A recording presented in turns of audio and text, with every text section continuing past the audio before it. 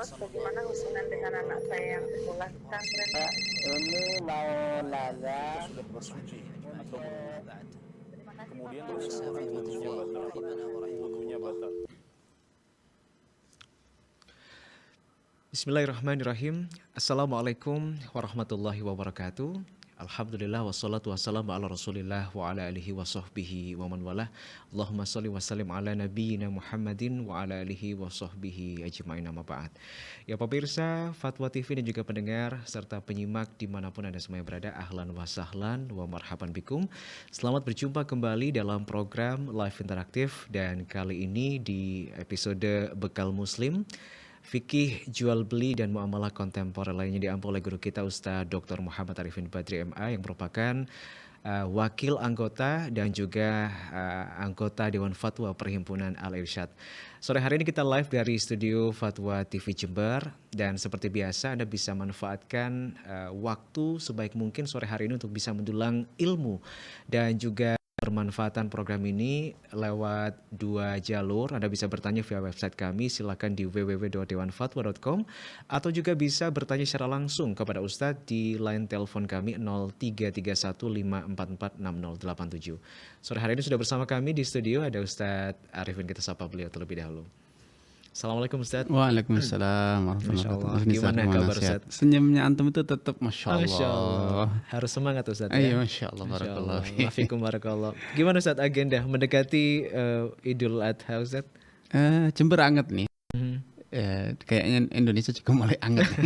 Udah masuk kemarau kayaknya Ustadz. Iya, mulai kemarau ya. Jadi angetnya ini dari berbagai dimensi nampaknya nih. Kemarau, suasana juga mulai hangat, mulai Ustadz, politik ya? hangat ya. Tapi yang jelas sebagai orang Muslim kita harus tetap dingin Mas, karena kita ada perbedaan dengan yang lain. Beriman dengan takdir.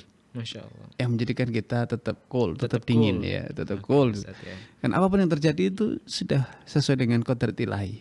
Kita hanya berdoa, berusaha memilih yang terbaik. Masya Allah. Selebihnya Bagian itu dari mengimani takdir juga Ustadz. betul Mas. Jadi Masya Allah. walaupun kemarau, kalau hati kita itu gersang, maka tambah panas. Tambah panas. Panas ketemu panas gimana Ustadz? Bisa overheat nanti. Overheat Ustadz ya. Barakallahu fikum Ustadz ya. Barakallahu fiik. Nah sore hari ini semoga Anda pemirsa dan juga pendengar serta penyimak program Live Interaktif tetap dingin ya, dimanapun Anda berada, apapun kondisinya. Seperti yang disampaikan Ustadz tadi, bahwa sebagai seorang muslim segala sesuatu itu sudah ditakdirkan oleh Allah ya. Karena itu bagaimana kita menghadapi hari ini, esok, dan mungkin hari-hari ke depannya, semoga kita tetap dengan perasaan tenang, tidak gegabah, was-was, dan gelisah ya. Barakallahu fikum. Sore hari ini juga turut merelay program kami. Kita sapa terlebih dahulu, beberapa di antaranya adalah Radio Binbas Yogyakarta, Radio Sahabat Tegal, Radio MDFM Probolinggo, kemudian Radio Amuba Pangkal Pinang, Radio Saga FM Sumatera Barat, Radio Gema FM Bontang, Radio Albina AM Bekasi, Radio Tua FM Riau, Radio Madinah Caruban, Radio Dai Tengaran, dan juga Mas FM Seragen. Sudah ada beberapa pertanyaan masuk, kita akan bacakan sesaat lagi, tapi sebelumnya kita akan simak terlebih dahulu satu nasihat pembuka oleh Ustadz. Nah, tafadhol Ustadz. Baik. Barakallahu fiik. Assalamualaikum warahmatullahi wabarakatuh. Alhamdulillah, wassalatu wassalamu ala rasulillah wa ala alihi wa sahbihi wa man wala ma ba'du. Kaum muslimin dan muslimah dimanapun Anda berada, alhamdulillah beberapa hari ini kita betul-betul merasakan suasana musim kemarau ya, panas. Bahkan beberapa waktu lalu kita sempat membaca berbagai analisa perkiraan cuaca bahwa Indonesia atau beberapa daerah di Indonesia akan mengalami kondisi yang panas ekstrim. Banyak analisa, macam-macam lah, perubahan iklim, perubahan cuaca, ada lagi yang pemanasan global dan lain sebagainya. Ada lagi yang gelombang El Nino. Banyak alasan, namun yang jelas semua itu tidak keluar dari qadar ilahi, Allah yang menentukan. Semua ada sebab dan ada akibat. Namun sebagai seorang muslim kita harus percaya bahwa sebab dan akibat itu pun semuanya terjadi atas kehendak Allah Subhanahu wa taala. Allah yang menciptakan. Allah yang menciptakan panas, Allah yang menciptakan dingin. Nah, kalau Anda hari ini mengeluhkan suasana panas, maka mengeluhlah kepada Allah. Dan kemudian yang kedua, coba Anda bergeser sejenak. berpindah sudut pandang, niscaya Anda akan menemukan bahwa adanya panas itu adalah nikmat dari Allah Subhanahu wa taala. Sehingga Anda akan bisa bersyukur. Betapa sering kita dalam menjalani kehidupan kita terpaku dalam satu sudut negatif yang menjadikan hidup kita itu terasa gersang, panas, dan sengsara.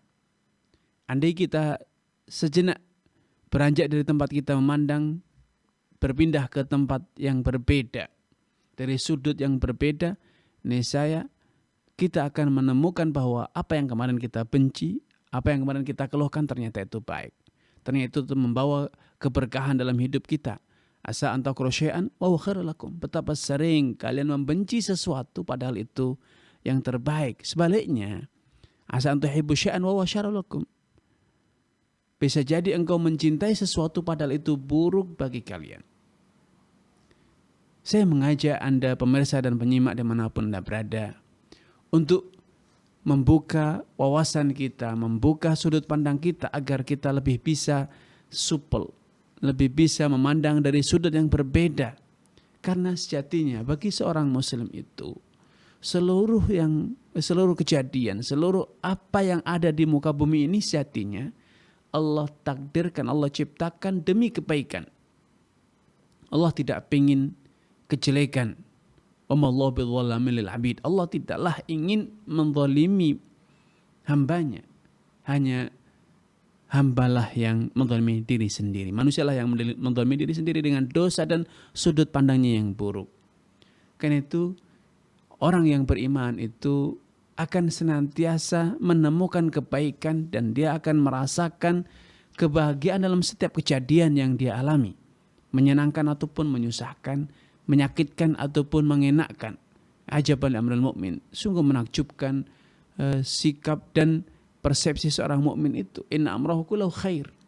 Semua urusan yang terjadi pada diri seorang muslim, semua urusan bagi orang yang beriman itu akan membawa kebaikan baginya. Kalau dia mendapatkan kesenangan, dia bersyukur, maka dengan syukur itu kesenangan itu menjadi membawa kenikmatan, membawa kebaikan baginya. Dan kalau dia ditimpa kesusahan, dia hadapi itu dengan lapang dada. Dia hadapi dengan jiwa yang besar. Dan dia berusaha menemukan sisi-sisi positif dari setiap kondisi tersebut. Sehingga dia sabar, tabah. Tidak perlu berkeluh kesah. Yang ada adalah bagaimana dia mengoptimalkan sudut-sudut positif dari setiap kejadian yang ada. Sehingga dengan cara seperti itu, fakana khairan lah. Urusan yang semula terasa tidak enak itu ternyata membawa keberkahan bagi seorang yang betul-betul beriman. Walaysa dzalika lil mu'min, dan yang seperti itu tidak mungkin dilakukan kecuali oleh orang-orang yang betul-betul beriman kepada Allah Subhanahu wa taala. Makanya mari kita berusaha memposisikan diri kita dari posisi yang selalu positif, ya, posisi yang positif dalam menilai, mensikapi berbagai kejadian. Saya kita akan menemukan betapa Allah itu sayang dengan kita. Betapa Allah sayang kepada kita. Hanya kebodohan kitalah yang seringkali menjadikan kita berpikiran negatif dengan apa yang terjadi di sekitar kita. Allah taala. Baik, Ustaz. Barakallahu fikum. Itu satu nasihat pembuka yang disampaikan oleh Ustaz. Semoga ini menjadi penguat iman kita semuanya, kaum muslimin, para pemirsa Fatwa TV dimanapun Anda semua berada. Tapi hari ini kita buka kesempatan layanan untuk Anda bisa bertanya, berkonsultasi secara langsung kepada Ustaz. Silakan menyebutkan nama, kemudian lokasi dan pertanyaan Anda. Satu penelpon kita batasi satu pertanyaan ya. Jangan lupa kode area Kota Jember 0331 544 6087. Silakan. Dan bagi Anda yang belum bisa bergabung via telepon, jangan khawatir karena kita juga sediakan layanan website. Anda bisa akses dan kirim pertanyaan melalui www.dewanfatwa.com. Sudah ada beberapa pertanyaan yang masuk, Ustaz. Kita akan bacakan terlebih dahulu. Pertanyaan pertama, Ustaz, di kesempatan sore hari ini. Bismillah. Assalamualaikum, Ustaz. Assalamualaikum. Orang tua saya adalah pensiunan bank konvensional dan sampai sekarang beliau masih menerima uang pensiunan tersebut. Saya sudah mencoba Ustadz untuk menjelaskan, tetapi orang tua masih ragu, mungkin karena orang tua mengira saya masih belajar untuk hijrah dan beliau tidak yakin dengan apa yang saya sampaikan. Mohon bantu solusinya Ustaz. Baik.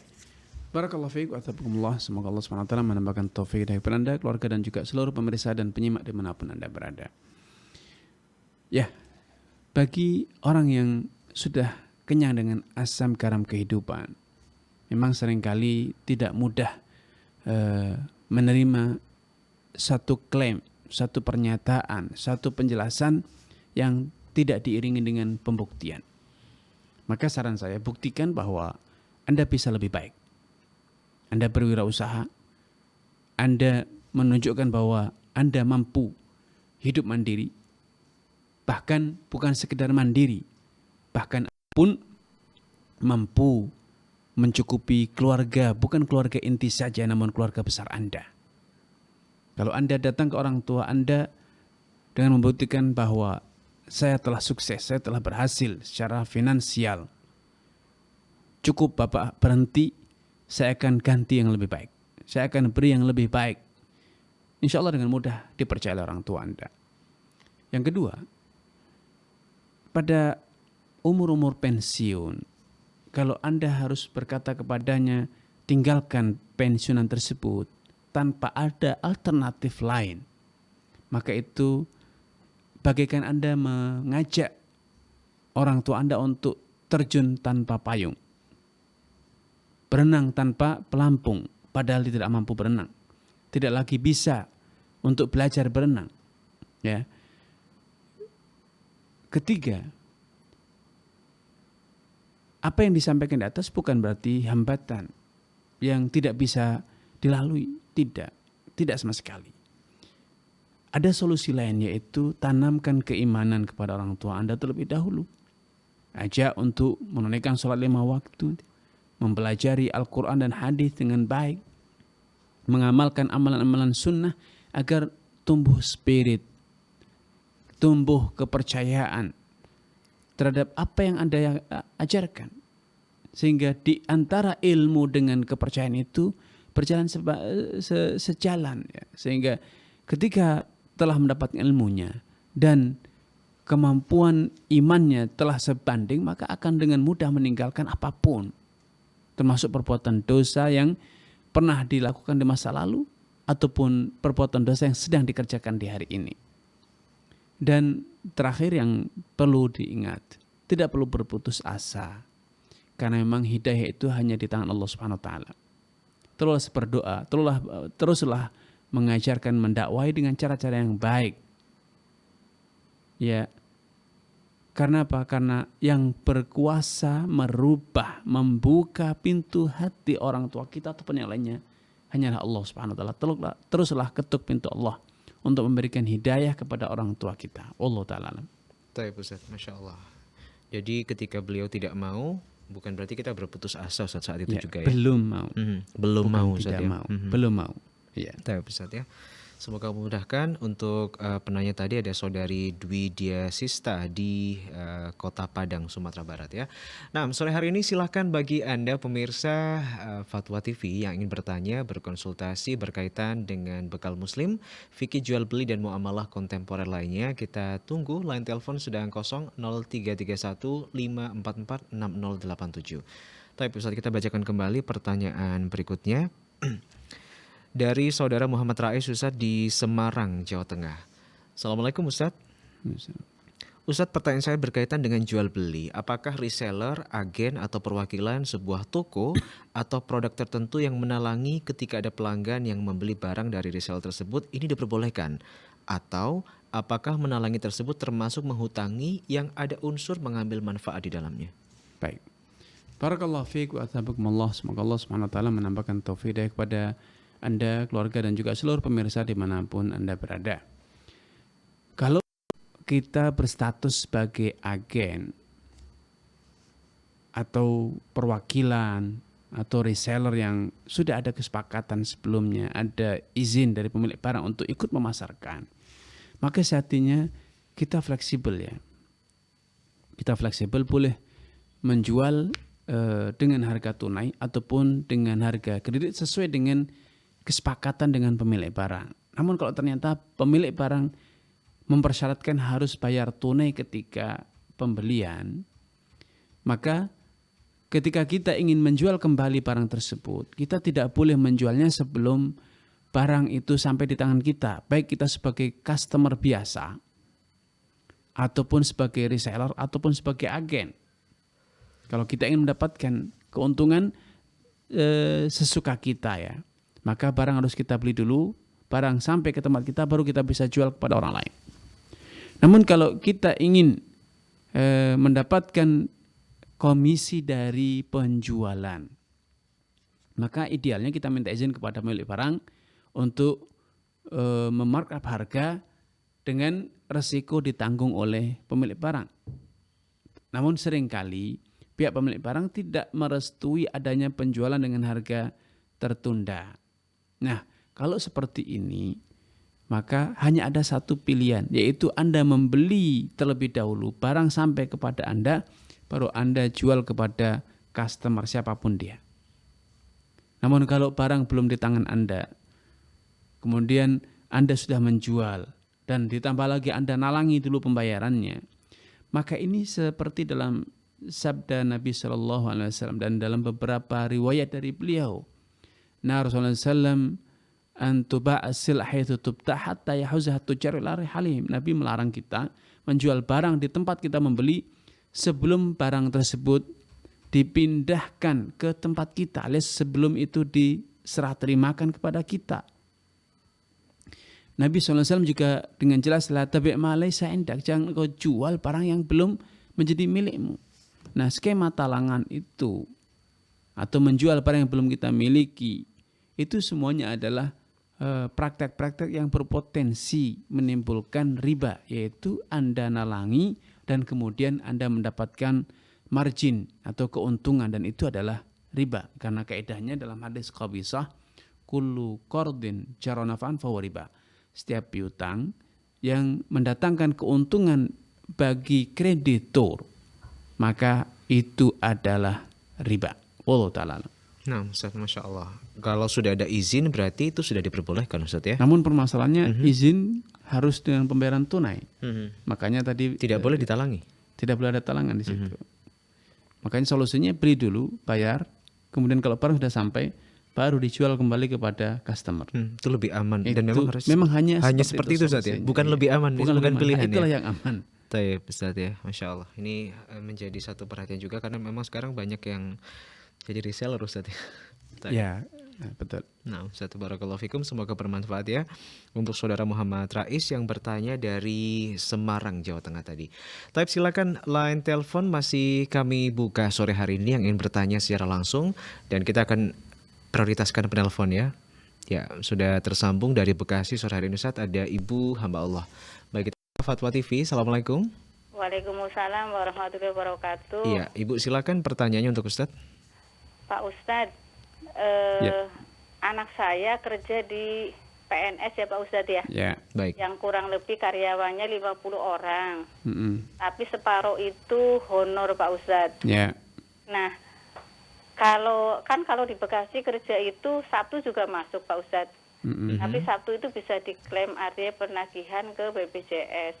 Supaya bisa mendapatkan semua, jadi orang-orang yang PNS-nya itu kalau honor nggak bisa dapat lembur Pak Ustadz. Jadi pakai nama-nama orang yang sudah diangkat jadi PNS itu. Nah, tapi dalam pembagiannya itu nanti Pak Ustadz, upamanya yang PNS itu setiap masuk hari Sabtu dapat 500. Tapi dari BPJS-nya. Tapi nanti hanya dikasih sama kepalanya separohnya Pak Ustadz. Juga yang honor itu memakai nama-nama yang PNS itu. Tapi mereka itu dikasih 125.000. Yang saya tanyakan Pak Ustadz, anak saya kan kebetulan dokter. Dari awal dia kalau masuk Sabtu harus mengabsenkan orang yang tidak hadir. Waktu itu saya masih kemarin ini sekarang dia menjadi kepala yang terakhir untuk tanda tangan itu penagihan Pak Ustadz.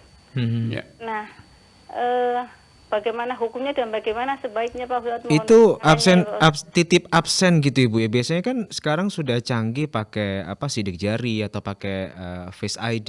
Iya, tapi Ini pakai apa nyatanya Ibu? Nyatanya Masih bisa ya? memang betul Pak kayak gitu, tapi kan saya juga bertanya apakah bisa jadi mana yang Masya Allah ya Mas, jadi itulah kenyataannya seperti itu yang terjadi. Yang jadi masalah waktu awal-awal kan dia hanya sebagai masuk aja mengabsenkan kawan-kawannya, tapi kalau sekarang menjabat untuk supaya bisa menagih ke BPJS dia yang harus tanda tangan terakhir. Kemarin ini kan lambat, jadi dia bahasa kita mungkin dibully karyawannya, dia bilang karena dokter nggak mau tanda tangan lah, jadi ini terlambat. Jadi saya mohon pencerahannya Pak Ustadz. Baik, Bu. Ya. Assalamualaikum warahmatullahi wabarakatuh. Waalaikumsalam warahmatullahi wabarakatuh. Baik. Mas Nizar, penjahat itu selangkah lebih maju dibanding polisi katanya. Masya Allah. Itu sudah menjadi dogma ya, bahwa pelaku kejahatan apapun bentuknya itu biasanya berpikir lebih selangkah, lebih visioner, lebih depan dibanding yang membuat regulasi, kebijakan dan aturan. Itu sudah menjadi rahasia umum.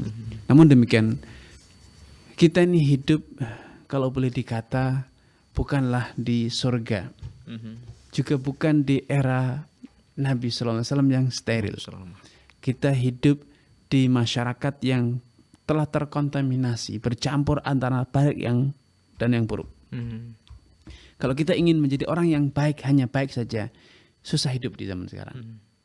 Karena kita dimanapun akan berinteraksi dengan orang-orang yang kadang di luar nalar manusia. Kok bisa seperti itu? Kadang kita susah memahaminya. Tapi itulah fakta ya. Maka dalam kondisi macam ini, kita itu harus bersikap realistis. Sekuat tenaga yang kita miliki, kita berusaha mencegah yang buruk dan mengoptimalkan yang baik. Nah, kalau tadi disampaikan bahwa beliau adalah memiliki jabatan yang cukup strategis karena yang bertanda tangan terakhir, maka beliau bisa memanfaatkan statusnya itu untuk memperbaiki kinerja lembaganya. Nampaknya di dinas kesehatan atau mungkin rumah sakit atau sejenis gitu ya. Agar yang semula hanya titip tanda tangan, hanya masuk beberapa jam untuk absen saja, mereka bisa merubah menjadi yang lebih baik. Kalau kemarin hanya 10 orang yang betul-betul hadir, upayakan bahwa dengan bergaining beliau, saya tidak akan tanda tangan kecuali kalian masuk semuanya. Berarti dia punya peran untuk perbaikan sistem, Ustaz ya? Iya, dia harus berperan menggunakan posisinya, bergainingnya untuk semaksimal yang bisa beliau lakukan untuk memperbaiki kondisi yang carut-marut tersebut. Kalau itu sudah beliau lakukan, maka insya Allah beliau tidak berdosa. Walaupun faktanya ada praktek yang seperti itu. Karena apa? Karena itu sudah di luar kemampuan. Allah, prinsip dalam Islam itu Allah tidak menuntut kita sesuatu yang di luar kapasitas kita. Selama kita sudah berusaha maksimal. Karena kalau kita tidak menduduki jabatan tersebut, maka akan diduduki oleh orang lain yang lebih parah. Lebih buruk. Yang hadir cuma satu tapi seluruh karyawan dianggap hadir. Masya Allah. Kalau dengan orang yang baik, sadar hukum, bisa jadi yang semula hadir cuma 10 atau 1 berubah menjadi yang hadir 10. Yang semula 10 menjadi 20. Kalau tadi disebutkan karyawannya 50 ya, maka ini akan terjadi perbaikan semakin baik. Terus berusaha memperbaiki agar kinerja amanah itu ditunaikan sebagaimana mestinya. Kalau itu sudah dilakukan secara maksimal yang bisa dilakukan, maka tidak lagi berdosa dia. Insyaallah. Barakallahu Ya. Itulah kenapa amanah dan jabatan ini juga berat Ustaz ya, tanggung jawabnya Ustaz ya. Jadi sebisa mungkin Ibu bisa menyampaikan apa yang disampaikan oleh Ustaz, nasihat ya, bahwa jika bisa merubah satu sistem dan apalagi punya jabatan Ustaz ya, itu lebih baik dilakukan dalam Islam Ustaz ya. Semaksimal yang bisa dilakukan, semaksimal mungkin Ustaz. Lakukanlah. Sehingga ada perbaikan. Karena perbaikan itu butuh proses. Butuh waktu. Sebagaimana kerusakan sistem itu juga tidak terjadi hari ini, itu adalah hasil dari pembiaran yang sudah sekian lama ya. Nah, Masya Allah. Semoga bermanfaat ya untuk putra atau putri ibu hamba Allah yang bertanya tadi dari Bekasi, dan juga ini jadi satu bekal untuk instansi dimanapun itu semuanya ya. Insya Allah sistem bisa perlahan diperbaiki. Yang terpenting adalah ada dukungan, bukan hanya dari pihak yang punya jabatan, tapi juga dari anggotanya ya. Tapi kita akan sapa kembali penelpon kedua, kali ini dari Riau. Ustadz, ada Umu Yodi sudah tersambung Fatwa TV. Assalamualaikum. Halo Fatwa TV, Assalamualaikum Umu Yodi. Waalaikumsalam warahmatullahi wabarakatuh. Ya, silakan pertanyaannya. Ya. Assalamualaikum Ustaz. Waalaikumsalam warahmatullahi wabarakatuh. Silakan Ibu. Iya. Izin lanjutkan pertanyaan dari member WhatsApp di Rosah. Begini Ustaz, apakah pemeliharaan hewan ternak itu termasuk akad hirot? Sama seperti menggarap lahan kosong. Ya. Jadi begini ceritanya. Saya ada sewa lahan kosong, terus ada teman nitip piaraan domba.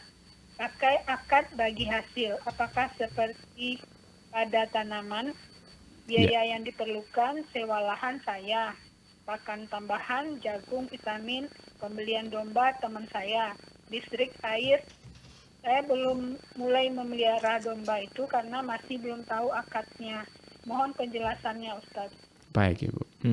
Ya udah. Syukran, jazakallah khairan. Assalamualaikum. Wa jazakillahu khairan. Baik, barakallahu fiik wa tabakumullah kepada Ummu Yodi. Semoga Allah SWT menambahkan taufik hidayah kepada Ummu Yodi, keluarga dan juga seluruh pemirsa dan penyimak dimanapun Anda berada. Dalam Islam secara global, ya, semua bentuk kerjasama antara dua orang atau lebih untuk menghasilkan suatu keuntungan atau hasil itu disebut dengan syarikat dagang, ya, atau disebut musyarakah. Namun kemudian musyarakah atau syarikat dagang itu memiliki berbagai model. Salah satunya adalah skema mudharabah bagi hasil, di mana salah satu pihak dengan modalnya, apapun bentuknya, bisa berupa tanah, bisa berupa tanaman, bisa berupa uang. Di sisi kedua adalah dengan skillnya. Ketika dua pihak ini bekerja sama menghasilkan keuntungan, maka keuntungan itu dibagi kedua belah pihak sesuai dengan perjanjian. Maka ini namanya mudharabah. Baik itu modalnya sekali lagi bentuk uang atau bentuk barang. Ya, misalnya punya kendaraan, silahkan digunakan untuk cari customer, angkutan, nanti hasilnya dibagi dua. Nah ini juga bagian dari mudharabah. Salah satu bentuk dari bagi hasil, ya, walaupun seringkali mudharabah itu lebih identik dengan permodalan yang menggunakan mata uang. Namun ketika modalnya itu dalam bentuk barang seperti kendaraan, hewan untuk membajak dan yang sejenis, maka itu boleh dikategorikan sebagai mudharabah ataupun dianalogikan dengan musaqah, penggarapan ladang. Kita punya kebun sawit, diserahkan kepada seseorang untuk dirawat, dikelola, dan kemudian hasil panennya dibagi dua.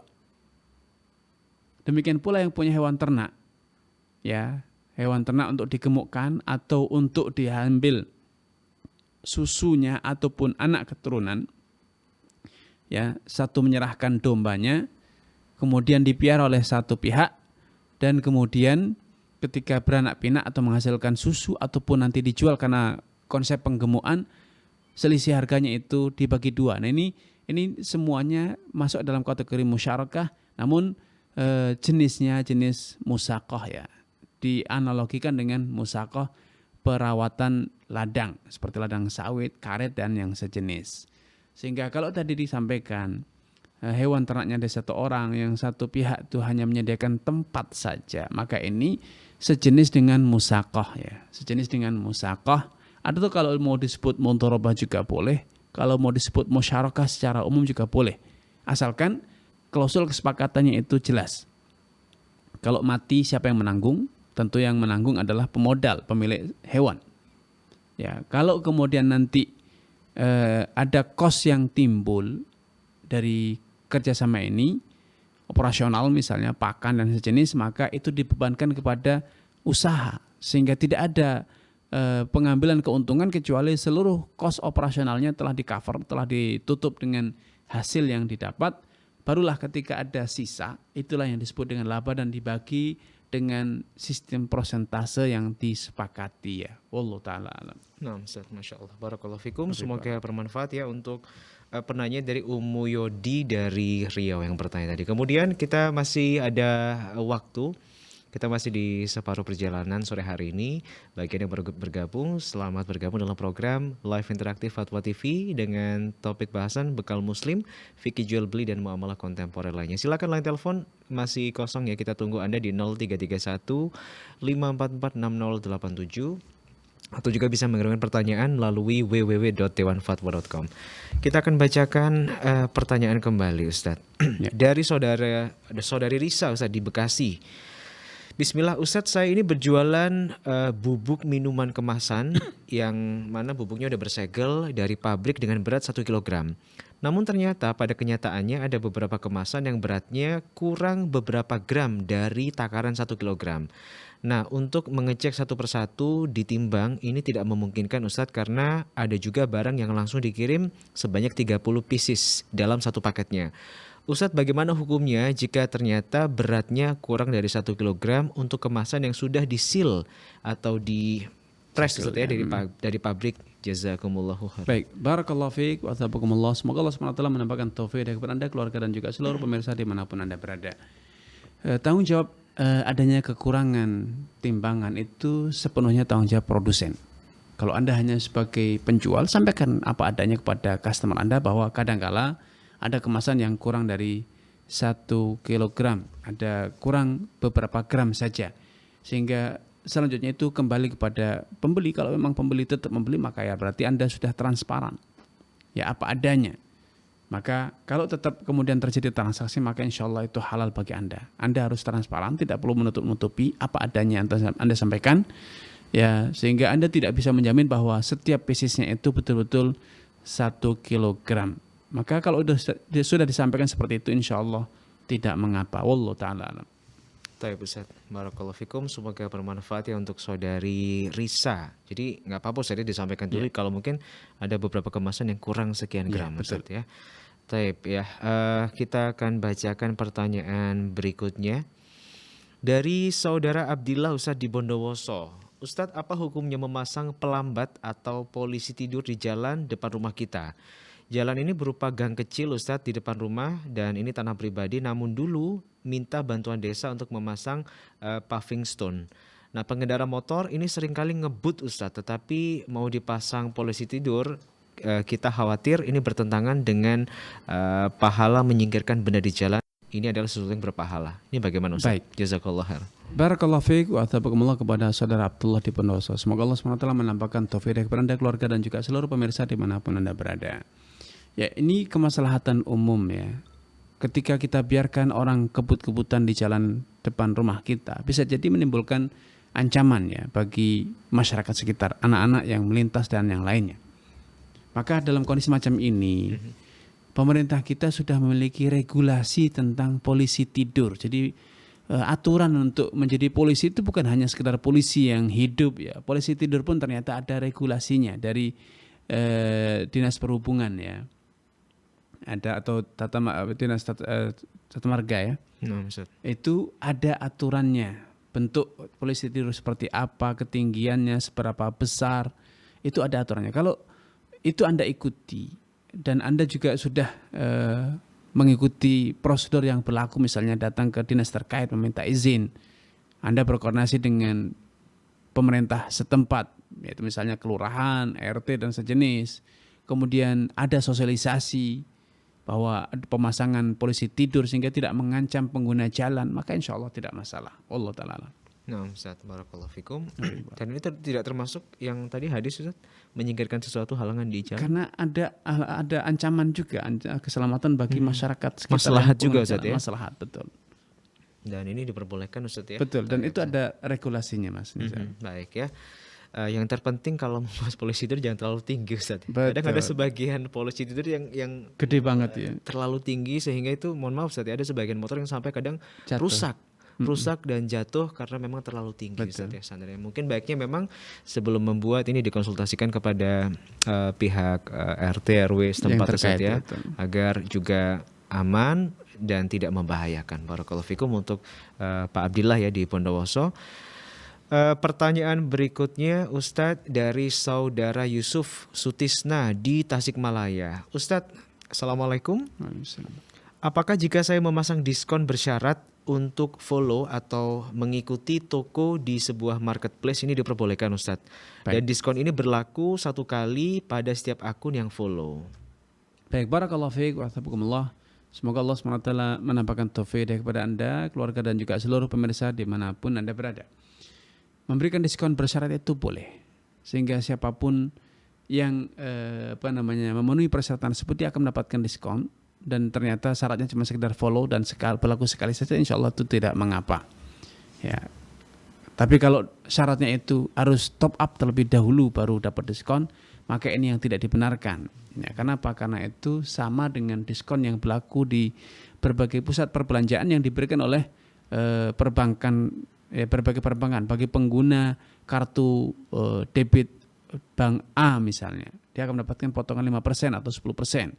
Karena ini berarti ada keuntungan yang kita dapat dengan menghutangkan uang kita, ya. Mendepositokan uang atau men-top upkan dana kita di akun, itu sejatinya adalah menghutangkan dana itu kepada lembaga keuangan tersebut ataupun dompet virtual tersebut. Nah, kalau kemudian atas dana yang tersimpan, saldo yang kita miliki, kita mendapatkan potongan harga, bebas ongkos kirim, bonus dan jenis, maka itu adalah keuntungan dari piutang kita. Dalam hadis Qabisah sudah disampaikan, kullu qardin jarra naf'an fa riba. Setiap piutang yang mendatangkan keuntungan itu adalah riba. Wallahu taala alam. Oke. Jadi selain yang tidak top up atau mengendapkan uang dulu itu boleh Ustaz, boleh, ya. insyaallah. Itu promo yang diberikan cuma-cuma dari kita sebagai penjual. Penjual, betul. Baik ya. Jadi ini harus dibedakan dan semoga difahami oleh masyarakat ya, agar tidak salah mana yang diperbolehkan dan mana yang tidak diperbolehkan ya.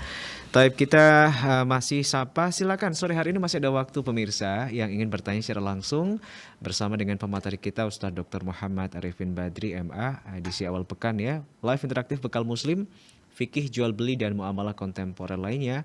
Line telepon masih kami buka 033154466087 dan tentunya kita akan prioritaskan untuk penanya via telepon ya. Satu penelpon, satu pertanyaan. Kami persilahkan ya. Kita akan sapa kembali Ustaz penanya kita di jalur website Ustaz. Dari saudari Lisa di Jakarta Selatan. Assalamualaikum Ustaz. Assalamualaikum. Ustadz izin bertanya, saat ini saya sudah berhenti menggunakan layanan Wi-Fi dengan alasan biaya. Sebenarnya saya karena ART, asisten rumah tangga, dan ibu saya menggunakan Wi-Fi untuk mendengarkan musik, menonton hal-hal yang tidak bermanfaat. Terlebih ART saya ini suka sekali bermain salah satu aplikasi Ustadz ya. Ustadz, apakah saya ikut berdosa apabila wifi yang saya pasang ini dipergunakan oleh orang lain atau pihak lain dalam perkara-perkara yang saya sebutkan tadi? Barakallahu fikum. Baik. Barakallahu fiik wa tabakumullah kepada Ibu Lisa. Semoga Allah SWT menambahkan taufik dari kepada Anda, keluarga dan juga seluruh pemirsa dimanapun Anda berada. Sejatinya Anda sebagai pemilik layanan pemilik hak ya atas layanan jaringan internet tersebut, Anda bisa membatasi penggunaan dengan memasang password ya. Sehingga Anda hanya izinkan atau Anda hanya buka aksesnya ketika Anda ada ada di rumah, mengawasi mereka sehingga penggunaannya bisa terkendali. Yang kedua, ketika Anda tidak ada di rumah, misalnya atau Anda sedang bekerja, Anda bisa memberikan syarat kepada pembantu di rumah Anda dan mengatakan tidak boleh menggunakan untuk hal yang bermaksiat, musik, nonton dan sejenis. Ya, namun kalau Anda tidak bisa mempercayai asisten Anda, maka Anda lebih baik memasang password agar tidak bisa diakses, sehingga meminimais penggunaan fasilitas Anda untuk hal yang negatif atau hal yang bermaksiat. Allah ta'ala alam. Nah, Ustaz, barakallahu fikum. Atau ada warning juga, Ustaz, ada peringatan juga ya, tadi bahwa diberikan edukasi. Taib ya, semoga bermanfaat untuk Ibu Lisa yang bertanya di Jakarta Selatan tadi. Ustadz, ada pertanyaan berikutnya dari saudara Uut Suyut Sobari dari Kuningan, Jawa Barat. Ya. Assalamualaikum warahmatullahi wabarakatuh, Ustadz. Waalaikumsalam. Ustadz, apakah jam tangan yang bukan terbuat dari emas tapi warnanya mirip dengan warna emas, apakah haram dipakai untuk laki-laki? Baik, Barakallahu fiik wa thabakumullah kepada saudara Uut ya. Semoga Allah SWT menambahkan taufik kepada Anda, keluarga dan juga seluruh pemirsa dan penyimak dimanapun Anda berada. Yang diharamkan itu adalah emas ya. Sedangkan hanya sekedar warna kuning atau sekedar namanya saja emas tapi faktanya bukan emas, seperti emas putih misalnya, maka itu halal bagi kaum laki-laki. Digunakan cincin atau digunakan gelang atau digunakan jam itu insya Allah tidak mengapa, karena yang diharamkan atas laki-laki itu adalah yang betul-betul emas seperti yang kita kenal selama ini, emas yang berwarna kuning. Adapun sekedar kuningan atau warnanya aja berwarna kuning seperti emas padahal bukan emas, atau bisa jadi hanya berwarna putih ya, platinum misalnya, bukan emas, maka itu tidak mengapa. Tapi kalaupun itu berwarna emas ya, dominan materialnya itu berbahan baku emas namun dicampuri dengan material lain sehingga warnanya menjadi tidak lagi kuning menjadi putih, maka itu juga haram hukumnya. Ya, maka hukumnya tetap haram. Kalaupun warnanya ditutup dengan benda lain ya tetap haram juga. Karena intinya kita tidak dibenarkan bagi kaum pria ya untuk menggunakan perhiasan emas, karena itu hanya dibolehkan bagi kaum wanita. Allah taala. Masya Allah. Ini saya langsung tersindir Ustaz, karena warnanya juga emas Ustaz. Sebelum warna juga emas Niza. Masya Allah. Ya, Taib, ini pertanyaan mewakili jam tangan yang saya pakai. Warnanya kebetulan juga gold atau emas. Tapi bukan dari emas nih Ustaz. Ya. Masya Allah. Tapi yang memakai kan emas kan? Emas juga, Taib ya. Nah, semoga bermanfaat ya untuk saudara Suyud Sobari dari Kuningan, Jawa Barat ya. Kemudian masih ada pertanyaan berikutnya Ustaz. Dari saudara Rio di Tanjung Pinang, Kepulauan Riau ya. Assalamualaikum Ustaz. Waalaikumsalam. Ustaz, saya punya usaha laundry dan ada laundry yang tidak diambil bahkan sampai setahun lebih, sedangkan sudah dikerjakan sebagaimana mestinya. Ustaz, bagaimana hukumnya kalau saya menjual laundryan yang tidak diambil lebih dari 1 tahun tersebut untuk mengganti biaya pengerjaan, atau saya cukup menyumbangkannya Ustaz ya? Karena ada beberapa laundry yang tidak diambil, ini sudah cukup lama dan ini sampai bertahun-tahun. Sebelumnya saya sudah membuat aturan tertulisnya Ustaz. Baik. Terima kasih. Barakallahu fiik wa athabakumullah. Semoga Allah SWT menambahkan taufik kepada Anda, keluarga dan juga seluruh pemirsa dimanapun Anda berada. Kalau Anda sudah membuat aturan tertulis bahwa laundry yang tidak diambil dalam tempo waktu sekian, maka Anda akan misalnya menjualnya, mendermakannya, mensedekahkannya, maka berarti customer Anda telah menyetujui klausul tersebut.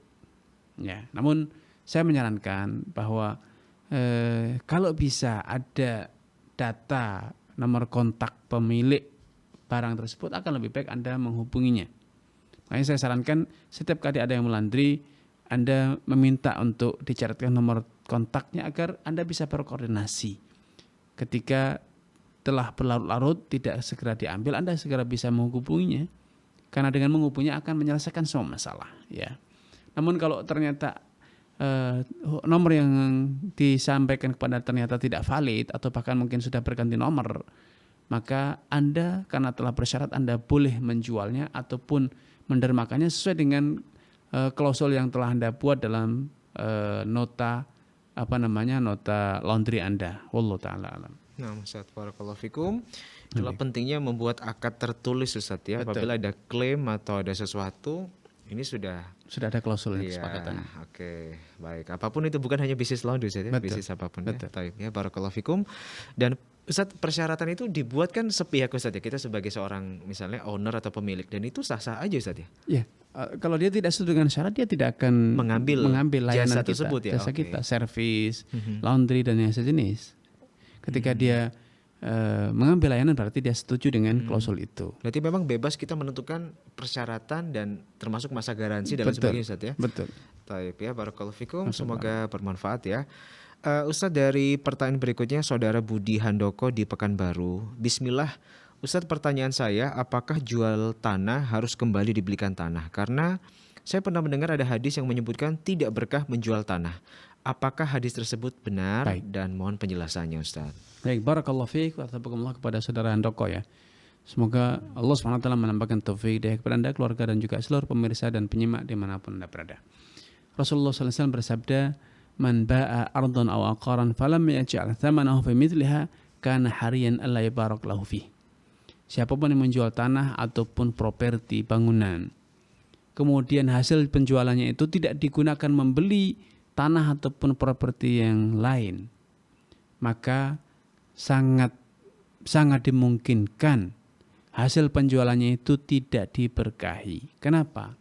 Karena betapa banyak ya contoh di sekitar kita yang semula tuan tanah, semula seakan raja di daerah tersebut, namun karena budaya kebiasaan ringan tangan menjual dan tidak digunakan membeli lagi, maka akhirnya lambat laun dia bagaikan tamu di kampung halaman sendiri, tersingkir, terusir, bahkan yang semula dia pemilik sekarang menjadi kuli di tanah dia sendiri. Tanah yang pernah dia miliki sekarang dia menjadi kuli di situ. Kenapa? Karena mudah-mudah menjual tanah, mudah-mudah menjual bangunan itu kalau tidak digunakan hasilnya untuk membeli lagi tanah ataupun bangunan yang lain, maka potensi kita akan menggunakannya untuk halal keperluan yang bersifat konsumtif. Dibelikan makanan, digunakan membeli pakaian, kendaraan yang dalam tempo waktu tertentu akan hilang nilai jualnya, menyusut dan habis. Ya. Dan ketika sudah habis, tidak bisa lagi kita membeli tanah, karena untuk membeli tanah itu seringkali harganya mahal. Untuk membeli bangunan itu juga sangat mahal biayanya. Ya, kalau kemudian kita tidak memanfaatkannya untuk membeli lagi, seringkali kita tidak mampu memilikinya lagi. Karena itu berpikirlah matang-matang sebelum Anda menjual rumah ataupun tanah Anda. Jangan mudah-mudah menjual, kecuali dalam kondisi yang betul-betul emergensi, betul-betul mendesak, ya. Tidak ada opsi lain baru Anda menjual. Ya, bukan berarti haram menjual tanah ataupun bangunan, tetapi ini adalah sebuah warning bahwa menjual aset yang tidak ada produsennya. Ya, tanah itu tidak ada produsennya. Mudah-mudah menjual tanah ataupun gedung itu mencerminkan perilaku besar pasak daripada tiang. Karena tanah itu sesuatu yang primer dalam hidup manusia. Tidak mungkin manusia tidak butuh tanah. Bangunan itu sesuatu yang primer. Sedangkan makan, minum, pakaian itu seringkali bersifat sekunder. Walaupun makan itu primer, tetapi ya, seringkali realnya kebutuhan untuk makan itu seringkali untuk makan yang berlebih dari sekedar kebutuhan primer, sekedar kenyang saja ya. Karena para tuan tanah seringkali malas bekerja, hanya sekedar mengandalkan penjualan tanahnya, nanti kalau butuh jual lagi, untuk makan lagi, jual lagi, untuk makan lagi, dan demikian seterusnya. Ini adalah celaan terhadap orang-orang yang mudah-mudah menjual tanah, sehingga akhirnya banyak dari mereka ya, tidak semua, banyak dari mereka para tuan tanah itu akhirnya menjadi kuli di tanah yang pernah dia miliki sendiri. Wallahu ta'ala alam. Baik Ustaz, Masya Allah, semoga bermanfaat ya untuk saudara Budi Handoko yang bertanya berkaitan dengan penjualan tanah ya di Kota Pekanbaru tadi. Silakan sore hari ini pemirsa di penghujung program masih ada waktu yang ingin bertanya secara langsung kepada Ustadz. Line telepon kami masih buka di 0331 544 6087 544 6087 ya. Kita bacakan kembali Ustadz di pertanyaan berikutnya dari saudari Ika Rostika di Jakarta Timur. Assalamualaikum warahmatullahi wabarakatuh Ustaz. Selama 14 tahun menikah, saya pernah bekerja 3 tahun pernikahan dan gaji ini selalu dipakai untuk kebutuhan rumah tangga. Sampai suami pernah tidak bekerja karena dia bergantung dari gaji saya. Kemudian saya keluar dari pekerjaan karena saya hamil Ustaz untuk anak yang kedua dan saya mulai berusaha untuk berjualan online.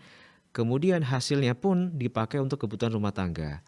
Sampai suami keluar kerja dan kita berusaha bersama. Namun di dalam prakteknya saya Ustadz yang banyak bekerja untuk usaha ini karena beralasan suami mungkin belum ya menguasai bidang usaha ini. Ustadz, bagaimana hukumnya Ustadz? Baik, Barakallahu fiik wa athabakumullah. Semoga Allah Subhanahu wa taala menampakkan taufik kepada Anda, keluarga, dan juga seluruh pemirsa dimanapun Anda berada. Secara prinsip itu tidak masalah. Ya, istri kaya, suami miskin, istri punya penghasilan yang lebih mapan dibanding suami, itu secara prinsip sah-sah saja, tidak ada masalah ya. Hanya saja tentu secara struktur sosial ini kurang sehat, di mana idealnya laki-laki lah yang mencukupi kebutuhan rumah tangga. Ya, tapi kalau ternyata istri rela, maka tidak mengapa. Dulu Nabi SAW banyak menghabiskan ya, banyak menggunakan harta milik Khadijah untuk kebutuhan Nabi dalam berdakwah, dan itu tidak mengapa asalkan istrinya rela dan kedua belah pihak saling memahami. Karena itu saya sarankan bahwa hal ini tidak perlu dirisaukan. Yang penting keharmonisan rumah tangga, komunikasi yang baik dijaga sehingga problem ekonomi ini tidak menghancurkan rumah tangga Anda, tidak mengganggu keharmonisan rumah tangga Anda. Karena apalah artinya harta kalau ternyata rumah tangga kita broken, rumah tangga kita tidak damai ya. Tapi ketika kedamaian itu dapat terwujud dengan harta siapapun kita damai, maka itulah cita-cita hidup kita, itulah mimpi hidup setiap manusia, ingin hidup damai, tentram, bahagia. Ya, dengan harta kita atau dengan harta keluarga kita, dengan harta suami kita, selama itu halal, ya, maka insya Allah tidak mengapa. Wallahu ta'ala. Nah Ustaz, cuman tadi yang dipermasalahkan istrinya, mungkin istrinya itu merasa ketika istri bekerja, suaminya itu jadi kayak nggak bekerja gitu loh Ustaz. Ya, itu problemnya. Ada masalah seperti itu, istrinya merasa. Kalau problemnya adalah suami justru malah mengandalkan ya. Istri. Istri sudah cukup, sudah pandai. Kadang sebagian orang sama-sama bekerja Mas Nizar. Suami bekerja, istri bekerja. Ketika kebutuhan rumah tangga, suami mengatakan, kamu kan punya penghasilan untuk belanja makan harian dari penghasilan istri, beli make up untuk kebutuhan istri. Tentu ini pola pikir dan perilaku yang tidak sehat. Ya, karena seharusnya laki-laki itu punya gengsi, punya harga diri. Gimana dia hidup justru malah dinafkahi oleh istrinya.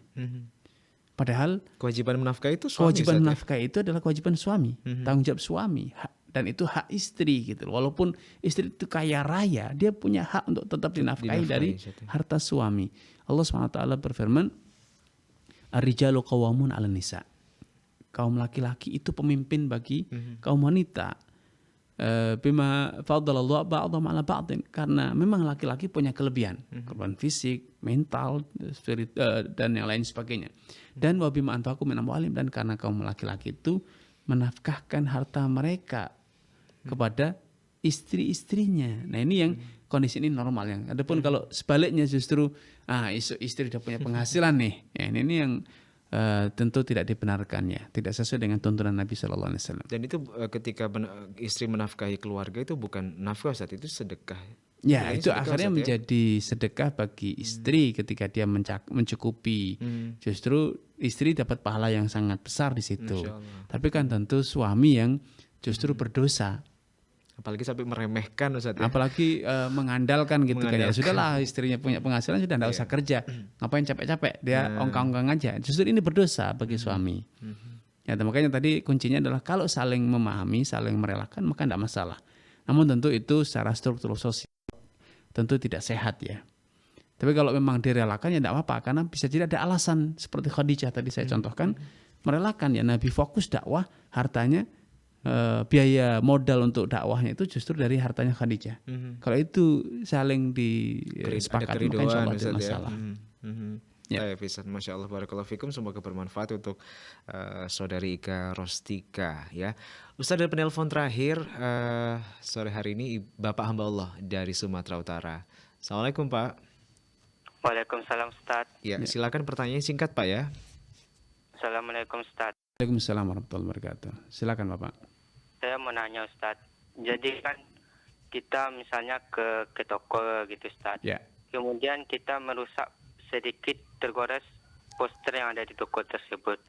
Apakah itu termasuk zalim Ustaz? Apakah itu akan ditanya di akhirat nanti Ustaz? Baik Bapak. Assalamualaikum Ustaz. Assalamualaikum. Baik, barakallahu fiik wa athabakumullah. Semoga Allah SWT menampakkan taufik kepada Anda, keluarga, dan juga seluruh pemirsa di mana Anda berada. apapun yang kita lakukan, mau di toko, di rumah orang, atau di tempat lain, selama kita itu merusakkan harta orang lain, idealnya kita minta maaf. Kalau bisa kita mengganti. Tapi kalau dengan minta maaf sudah dimaafkan, maka insya Allah sudah selesai ya. Karena apa?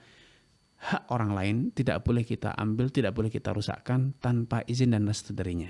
Ya, di toko ataupun di tempat lain. Kita menjadi calon customer itu bukan berarti alasan untuk merusakkan, merobek atau menjatuhkan, memecahkan ya. Makanya di sebagian minimarket ataupun supermarket ada tulisan memecahkan berarti membeli, membuka segel berarti membeli. Kenapa? Karena itu merugikan ya. Kalau dibuka segelnya tidak akan ada lagi membeli. Maka Anda yang harus bertanggung jawab dengan cara membelinya. Ya, idealnya sekali lagi kalau memang ada sesuatu yang Anda rusakkan, Anda minta maaf kepada pemilik hak, misalnya dalam ini pengelola supermarket ataupun yang lainnya. Wallahu ta'ala alam. Oke. Masya Allah, barakallahu fikum. Dan itu jadi pertanyaan terakhir Ustaz. Baik, kita sampaikan terima kasih. Wa fikum barakallah, jazakallah khair Ustaz ya. Kita juga sampaikan terima kasih kepada Anda pemirsa live interaktif Fatwa TV yang telah menyaksikan program kami sore hari ini. Baik Anda yang bertanya secara langsung via telepon atau juga yang mengirimkan pertanyaan melalui jalur website. Semoga apa yang disampaikan oleh Ustaz bermanfaat untuk kita semuanya. Amin. Dan Anda bisa simak kembali program yang sama di pekan yang akan datang. Dan jangan lupa untuk selalu simak program-program live interaktif Fatwa TV di jam dan waktu yang telah dijadwalkan. Kami mewakili kerabat kerja yang bertugas sore hari ini mohon pamit undur diri. Jangan lupa untuk follow akun-akun sosial media kami baik di YouTube, Facebook, Instagram, Telegram, dan juga Twitter ya. Sampai bertemu kembali insya Allah di program live interaktif berikutnya. Kami mohon pamit undur diri. Wassalamualaikum warahmatullahi wabarakatuh. Terus bagaimana hubungan dengan anak saya yang sekolah di pesantren? Ini mau nanya sudah bersuci atau kemudian bersentuhan dengan suami,